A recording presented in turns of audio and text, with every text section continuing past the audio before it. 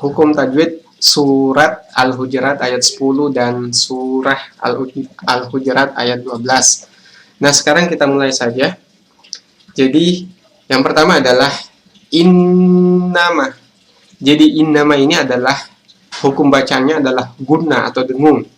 Ya, cara membacanya adalah pada saat teman-teman membaca innama, ini in ditahan sepanjang dua harokat atau 1,5 alif atau 2 harokat sampai 3 harokat, atau sama saja kalau kita sebut 2 atau 3 ketukan, teman-teman.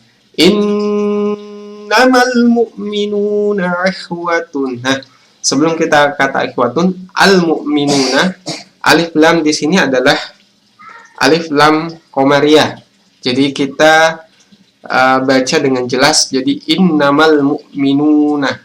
Jadi alif lamnya dibaca dengan jelas karena ini adalah alif lam qamariyah, yaitu manakala alif lam ini bertemu dengan salah satu huruf qamariyah yaitu mim. Kemudian al mu'minuna. Nah, di sini adalah huruf waw. Waw ini adalah mat tobi, teman-teman. Mat tobi berarti kita baca sepanjang 2 harokat atau 2 ketukan, atau sama saja kalau kita menyebut 1 alif. Kemudian ikhwatun, teman-teman menyebut kha dengan ha itu bedakan. Ikhwatum fa aslihu.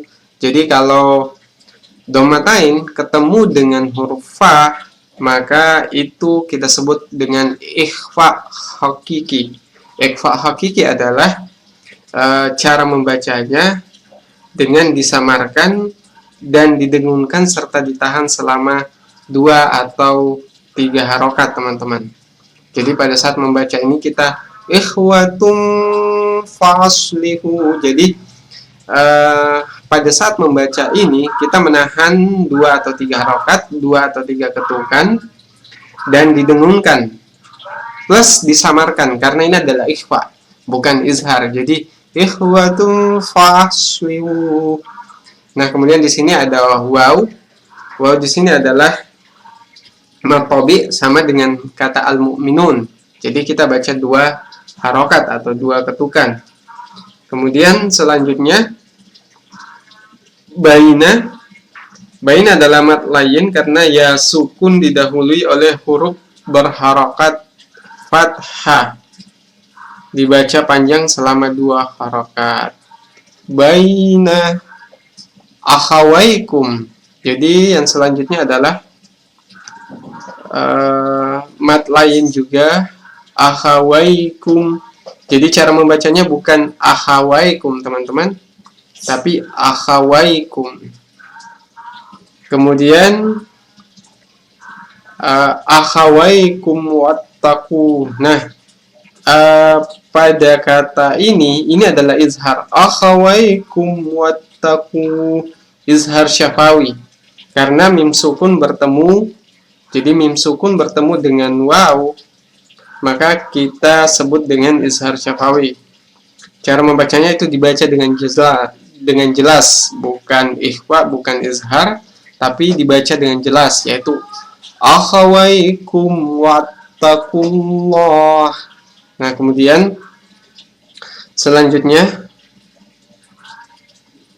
wattaqullaha. Nah, ini adalah, jadi teman-teman perhatikan kalau ada kata lafaz Allah kemudian sebelumnya adalah berharakat fathah atau dhammah, pokoknya barisnya di atas, maka kata Allah ini dibaca, hukum bacaan tajwidnya untuk surah Al-Hujurat ayat 10 ini adalah dibaca tebal. Dibaca tebal atau tafkhim. Karena lafaz Allah didahului dengan harakat dhammah. Jadi dhammah fathah sebelum kata lafaz Allah, maka itu dibaca tebal. Jadi wattaqullaha ini sudah kita bahas di video sebelumnya, silakan di-share teman-teman. Kemudian la'allakum. Perhatikan teman-teman, menyebut alif dengan ain itu dibedakan, la'allakum bukan la'allakum. Kemudian la'allakum turhamun. Karena mim sukun bertemu dengan huruf ta, maka dibaca dengan jelas. Ini adalah izhar syafawi, teman-teman. Jadi la'allakum turhamun. Kemudian turhamun, waw ini adalah mad tabi, sudah sama dengan al-mu'minun.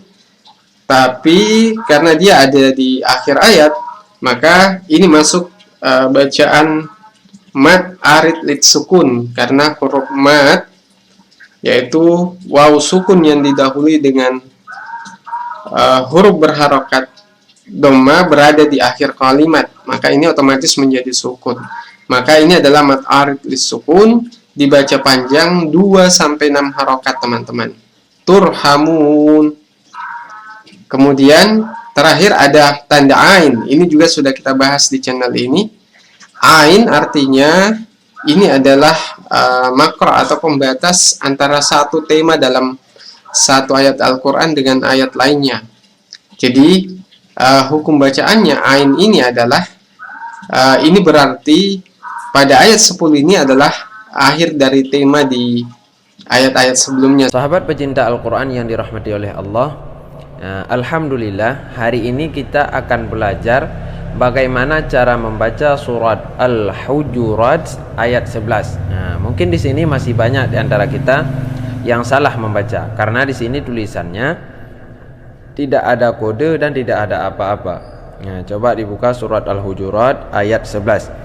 Itu tentang masalah bacaan naqli ataupun bacaan naqal. Yaitu bacaan itu dinakalkan. Nanti bagaimana cara bacanya akan kita tafsirkan. Terdapat pada lafaz bi'sal ismu, ya, surat Al-Hujurat ayat 11. Di sini terdapat kasrah hamzah pada lafaz ismu. Jadi ada kasrah hamzah. Ini kasrah hamzah ini pada lafaz ismu ini dipindah ke dalam sebelumnya. Dalam arti kata hamzah yang ada di sini dipindah ke lam yang sebelum ismu ini. Ini kan ada lam. Ini dibaca lam alif. Ada lam, ada hamzah. Berarti lam alif kalau belum berharkat. Kalau sudah berharkat berarti lam dan hamzah. Tergantung dia itu baris apa. Jadi baris yang ada di sini dipindah ke lam sebelum hamzah. Dipindah ke dalam lam sebelumnya yaitu sebelum hamzah. Sehingga dibaca bi'salismu, bi'salismu, bukan bi'sal ismu. Ini masih banyak. Ini yang masih banyak keliru di antara kita.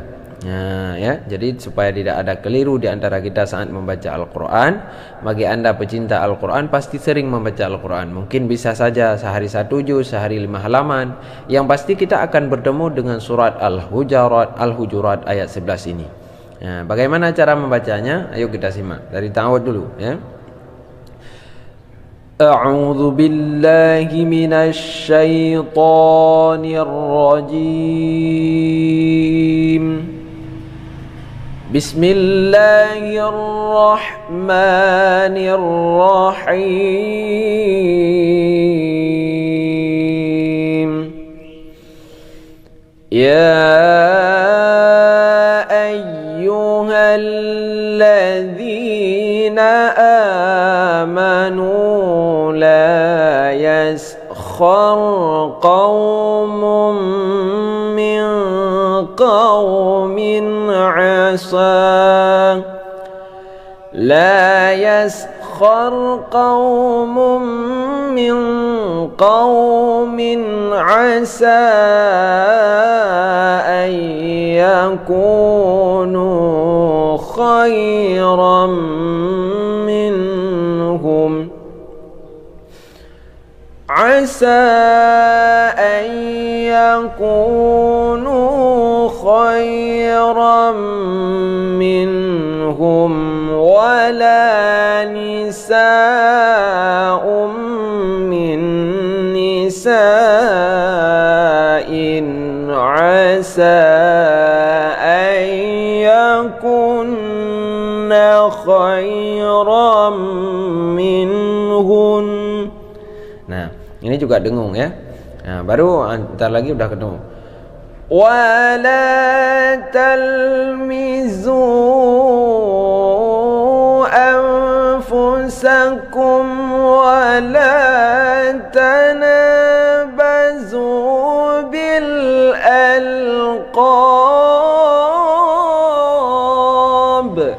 Nah, ini baru ya. Bi'sal ismul fusuq ba'dal iman wa man lam yatub fa ulaika humuz zalimun. Nah, yang perlu kita bahas yaitu bi'sal ismu dibaca dengan bi'salismu. Ya, jangan sampai salah di sini. Nah, sini ini pasti masih banyak yang salah membaca di sini kalau belum mendengar video ini ataupun belum mendengar video-video yang lainnya ataupun belum belajar ya. Nah, kalau belum belajar, belum mendengar video ini, pasti di sini orang membaca bi'sal ismu. Kenapa? Karena tulisannya seperti itu. Nah, maka hati-hati dalam baca Al-Quran. Ya, di bacaan-bacaan gharib harus kita ketahui ada 28 lebih ya, bacaan-bacaan gharib seperti ini. Ya ayyuha. Ini adalah bacaan mad jaiz munfasil. Cara bacanya panjang 2 sampai 5 harokat. Disebut mad jaiz munfasil adalah karena ya ini adalah mad tabi'i bertemu dengan hamzah di lain kata. Apabila mad tabi'i ketemu hamzah di satu kata, maka disebut mad wajib muttasil. Lafal berikutnya amanu. Ini adalah bacaan mad badal. Cara bacanya seperti mad tabi'i yaitu 2 harokat. Amanu itu sebenarnya tulisannya adalah awalnya amanu. Jadi alif fathah ketemu hamzah sukun menjadi amanu. Di sini hamzah sukunnya dihilangkan menjadi fathah berdiri. Panjangnya 2 harokat. Amanu. Lafal selanjutnya adalah ijtanibu. Jim sukun itu adalah bacaan qalqalah sukun. Cara bacanya sedikit dipantulkan. Salah satu hurufnya adalah jim. Qalqalah itu adalah hurufnya jim. Satu dikenal dengan baju di tubuh. Ba, jim, dal, po, qaf. Karena ini di awal atau di tengah itu disebut dengan qalqalah sukun. Kalau di akhir disebut dengan, maksudnya akhir kata disebut dengan qalqalah sukun. Ya, qalqalah kubra. Lafal berikutnya adalah hu. Wawu sukun diawali dengan dhamma. Bu, ini mad tabi'i, cara bacanya 2 harokat. Yang berikutnya lafal katsira. Katsira. Ti itu mad tabi'i dibaca 2 harokat. Lafal berikutnya rommina. Katsirommina. Tanwin ketemu mim itu bacaan idgham bihunah. Apabila ada nun sukun atau tanwin ketemu dengan huruf yanmu, ya nun mim ma'u, dan kebetulan ini adalah mim, maka disebut idgham bihunah. Cara membacanya adalah memasukkan ke huruf berikutnya dengan mendengung. Katsiron menjadi katsirom. Di situ ditandai tasjid. Lafal berikutnya minadh-dhon atau adh-dhon. Ini adalah bacaan alif lam syamsiyah atau idgham syamsiyah. Cara membacanya masuk ke huruf berikutnya. Alif lamnya tidak dibaca, masuk ke huruf dhot. Dan di situ ditandai tasjid kalau di Al-Qur'an di Indonesia. Minadh-dhonni. Lafal berikutnya adalah dhonni. Nun bertasjid itu bacaan gunnah. Cara membacanya mendeng. Lafal berikutnya adalah inna. Nun bertasjid adalah gunnah. Cara membacanya mendengung. Lafal berikutnya adalah ba'dod-donni. Ad-don itu adalah bacaan alif lam samsiah atau idgham samsiah. Cara membacanya dimasukkan ke huruf setelah alif lam. Jadi alif lamnya tidak dibaca, jadi ke huruf dha. Huruf dha, dha. Yang tadi salah ucap saya. Dha ya. Ba'dod-donni, tidak ba'dol-donni. Ayat berikutnya. Oh ya, sebelum ismu itu ada donni. Nun bertajwid seperti yang di awal tadi, yaitu un.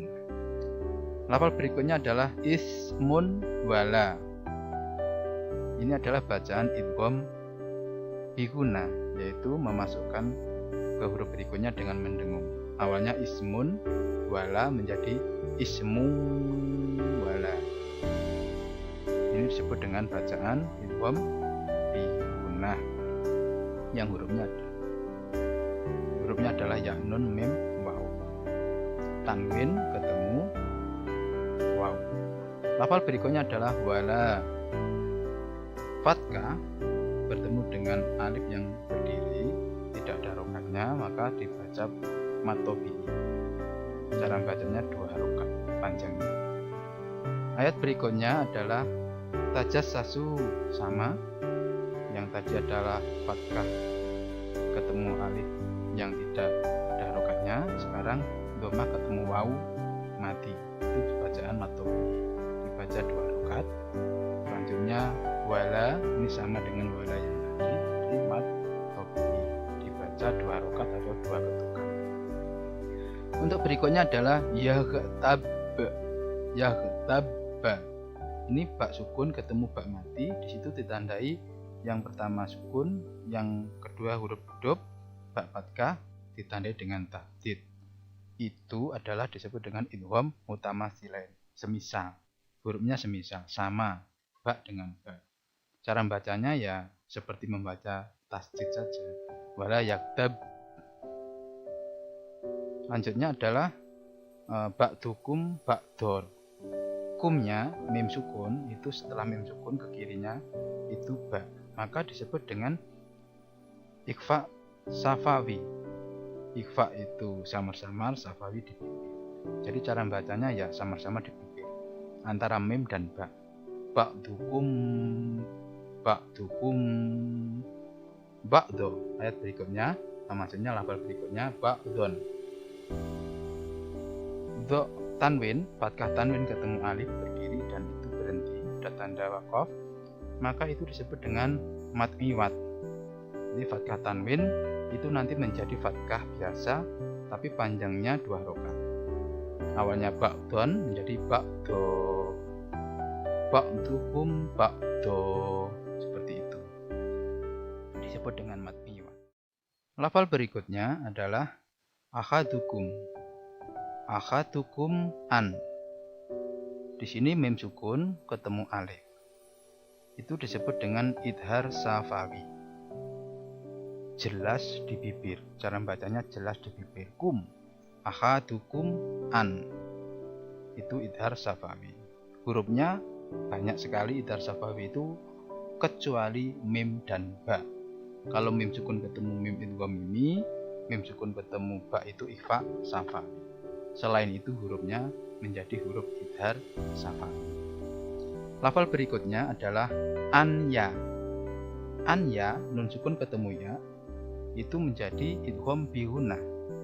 Cara membacanya ya memasukkan ke huruf berikutnya yaitu huruf ya dengan mendengung. Ini adalah huruf idgham bihunah, yaitu ya, nun, mim, waw. Syaratnya diawali dengan nun sukun atau tanwin. Jadi bacanya ai, seperti itu. Lafal berikutnya adalah akhihi. Itu ya mati diawali dengan kasrah, maka disebut dengan akhihi matobi'i. Ya mati itu matobi'i kalau diawali huruf kasrah. Kalau diawali huruf fathah maka disebut mad layin seperti lafal berikutnya. Maitan, mayitan, maitan itu mad layin karena ya mati sama-sama ya mati tapi diawali dengan fathah. Lafal berikutnya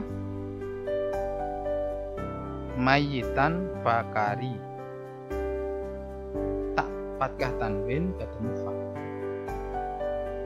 maka itu disebut dengan ikhfa hakiki, yaitu ikhfa itu samar-samar, hakiki sumber-sumber. Jadi cara bacanya ya samar-samar dengan sumber-sumber. Mayitan menjadi mayitan, itu seperti mendengung, ya seperti tidak mendengung, seperti mendengung, seperti itu. Lafal berikutnya adalah fakarih tumuhu. Ini mu itu doma ketemu waw mati. Waw mati sebelumnya doma itu matobi'i. Dan di situ ada wakof, maka huruf hak itu hu awalnya menjadi sukun. Maka ini dibaca 2 sampai 6 harokat. Disebut dengan mad ngaridlis sukun, yaitu matobi'i ketemu dengan huruf hidup dan itu wakof, artinya berhenti. Maka itu menjadi menghilangkan harokatnya menjadi sukun. Jadi bacanya fakarih tumuh.